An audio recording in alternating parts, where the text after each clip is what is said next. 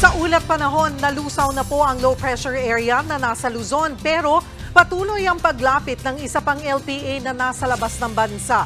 Nakita ang namumuong sama ng panahon 2,045 kilometers silangan ng Infanta, Quezon. Papasok ito ng Philippine Area of Responsibility ngayong paparating na weekend.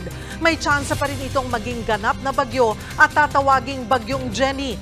Ang trough o extension ng LPA kasabay ng habagat ang magdadala ng mga ulan sa malaking bahagi ng bansa, partikular sa Eastern at Central Visayas kasama ang Caraga. Uulanin din ang malaking bahagi ng Palawan. Malaki rin ang tsansa ng pag-ulan sa Metro Manila at iba pang bahagi ng bansa. Kaninang hapon, nakatikim na naman ng pagbaha ang ilang kalsada sa Mandaluyong. Halos wala ring makita sa kalsada dulot ng malakas na ulan. Maging ang EDSA Orense at EDSA Reliance binaha. Pero humupa na po yan at passable na ulit sa mga motorista. Mga kapatid, Cheryl Cosim po. Iba na ang may alam at may pakialam sa panahon ngayon. Para sa tuloy-tuloy na balitaan sa Frontline, mag-follow at mag-subscribe sa social media pages ng News 5.